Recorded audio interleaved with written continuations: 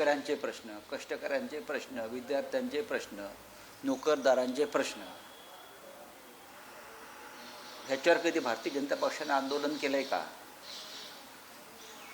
परवा मुंबईमध्ये मेट्रोचा पूल कोसळून लोक मरण पावली.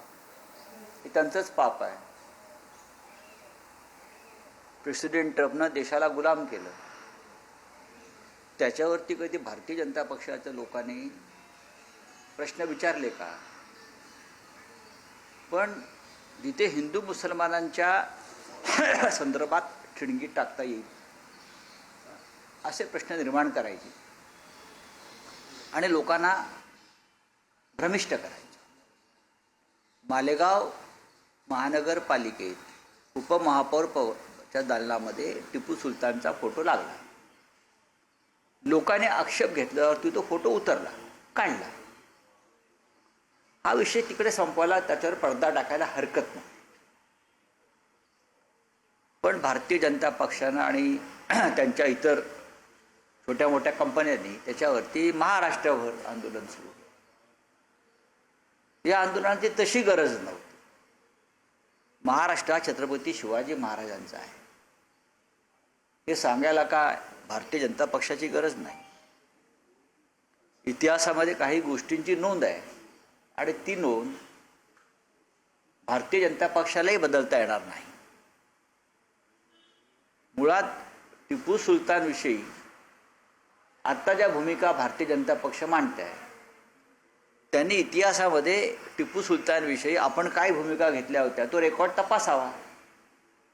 कर्नाटकच्या विधानसभेत भारतीय जनता पक्षानं नेमलेले राष्ट्रपती रामनाथ कोविंद यांनी टिपू सुलतानचा राष्ट्रपुरुष म्हणून कसा गौरव केलाय ना. भाषणे बघा ना त्यांची. रामनाथ कोविंद राष्ट्रपती असताना ते कर्नाटकात गेले आणि त्यांनी टिपू सुलतानवरती गौरवाची फुलं उधळलीच होती. तेव्हा तुम्ही काय नाही रोखलं? महाराष्ट्रात असेल, मुंबईत असेल, अकोला महानगरपालिकेत भाजपची सत्ता असताना टिपूच्या नावानं अनेक प्रकल्प सुरू केले. मुंबई महानगरपालिकेमध्ये विद्यमान नगरसेविका महापौर ऋतू तावडे, अमित साटम यांचं अनुमोदन आहे टिपू सुलतानच्या नावानं रस्ते आणि बगीच्याला नावं देण्यासंदर्भात. तेव्हा भारतीय जनता पक्षानं टिपू प्रकरणामध्ये आ बैल मुझे मार करू नये, महाराष्ट्राचं वातावरण बिघडवू नये. आता पुढल्या 2-3 वर्ष कोणत्याही निवडणुका नाहीत. उगाच कशाला तोंडाचा फेस काढताय? ज्या गोष्टी इतिहासामध्ये आहे त्याची नोंद आहे, तो इतिहास तसाच राहील. तुम्ही म्हणताय सर, तुम्ही म्हणताय हा विषय मालेगाव झाल्याच्या नंतर त्यांनी पडदा टाकला होता, पण मालेगावचा उपमहापौर म्हणतात तात्पुरत्या कामामुळे तो फोटो काढला. नाही, ठीक आहे, पाहू ना. याला जबाबदार भारतीय जनता पक्ष आहे. टिपू सुलतान इंग्रजांविरुद्ध याला जबाबदार भारतीय जनता पक्षासारख्या प्रवृत्ती आहेत. त्या प्रवृत्त करतायत मुस्लिम समाजाला अशा प्रकारचे निर्णय घेण्यासाठी. विषय संपलेला आहे. त्या उपमहापौर शाने हिंद तिचं नाव, तिने त्या संदर्भामध्ये दिलगिरी व्यक्त केली. त्यानंतर माझ्याकडून चुकून झालं, मला माहीत नाही, आणि त्यानंतर फोटो उतरवला. तुम्ही ज्या नाही ती दुरुस्ती वगैरे आहे ना, मला जास्त माहिती आहे. यात पक्षाच्या भूमिकेचा काय संबंध आला? यात पक्षात महाराष्ट्र सरकारनं आदेश काढावा. त्यांचं सरकार आहे.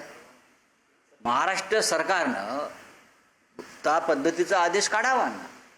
एकीकडे इंग्रजांविरुद्ध लढणारे टिपू सुलतान, दुसरीकडे भाजप ही तुम्ही सातत्याने आरोप करत आलेला आहे की यांची इंग्रजांच्या विरोधात लढण्याची भूमिका काय असेल? एक लक्षात घ्या, टिपू सुलतान हा 1799 साली इंग्रजांशी लढताना श्रीरंगपट्टणमच्या किल्ल्यात त्याला मृत्यू झाला. त्याला ब्रिटिशांनी त्याच्यावरती हल्ला केला आणि तो मरण पावला.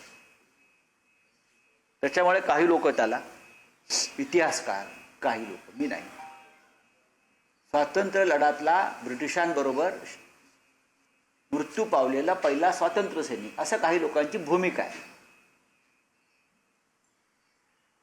माझा असा प्रश्न आहे, भारतीय जनता पक्ष, राष्ट्रीय स्वयंसेवक संघाने दाखवावं की आम्ही ब्रिटिशांविरुद्ध लढलो आणि कुठे शहीद झालो, कुठे आम्हाला खर्चटलं, हे त्यांना दाखवण्याची गरज आहे.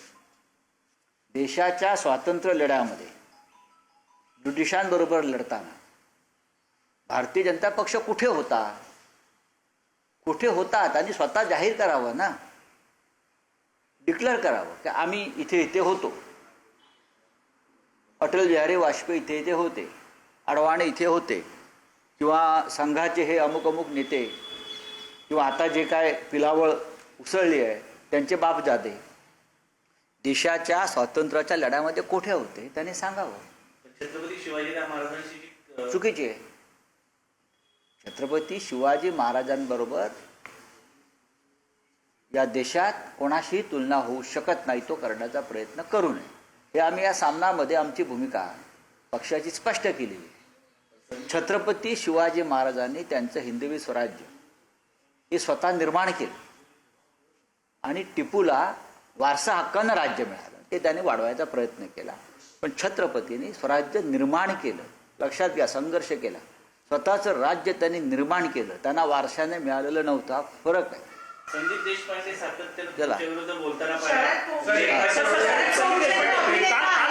काल तुम्ही जो लेख लिहिला होता ठाकरेंचा बाहेर फिरण्यावरती, तो समजतो बैला सगळ्यांचा बैल ठीक आहे, सोडून द्या. मराठीतील संजय राऊतांनी तुमच्यावरती नाव न घेता टीका केली. संजय एक प्रश्न असा आहे की पहलगाम हल्ल्यामध्ये मृत्युमुखी पडलेल्या संतोष जंजाळेंच्या कुटुंबियांकडे दुर्लक्ष होते. सरकारकडून अजूनपर्यंत आश्वासनांची पूर्तता झाली नाहीये. शासकीय नोकरीचं आश्वासन त्यांना देण्यात आलं होतं.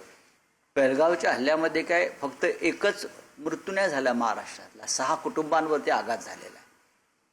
आणि प्रत्येकाच्या घरी तेव्हा भारतीय जनता पक्षाचं लटांबर जाऊन, बरं का, छाती पिटून राजकीय आक्रोश करताना आम्ही पाहिलेलं आहे. आम्ही पाहिलं आहे ना, हे करू ते करू, नोकऱ्या देऊ, मदत करू. पण भारतीय जनता पक्षाचा खोटरडेपणा अशा प्रसंगातही दिसतो जिथे आमचे लोक शहीद झालेत, मारले गेलेत. 26 हिंदू मारले गेले ना पेहलगावमध्ये, त्यातले महाराष्ट्रातली 6 कुटुंब आहेत. पुणे, कल्याण, डोंबिवली.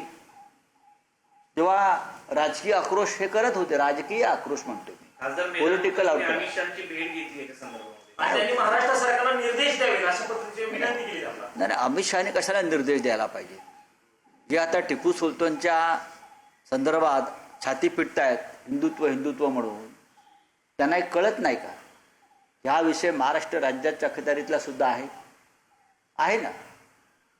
या सगळ्या कुटुंबातून जे लोक मारले गेलेले आहेत, त्यांनी आपला माणूस गमावलेला आहे, त्यांच्यासाठी जर सरकार काही करू शकत नसेल तर कसलं हिंदुत्व आणि कसला राष्ट्रवाद? हिंदू प्लंबर आणि वायरमॅनलाच घरी बोलवा असं अभिनेता शरद पोंक्षे सांगतात. ठीक आहे, उर्मट असला तरी चालेल. गणेश नाईक, गोरसे शिंदे यांच्यामधला वाद आता कुठेला पोहोचलाय आणि श्रीकांत शिंदे म्हणतायत की त्यांना म्हणा की माझ्या विरुद्ध निवडणुकीला लोकसभेला उभे राहा. माझा गणेश नाईक यांना एक प्रेमाचा सल्ला आहे.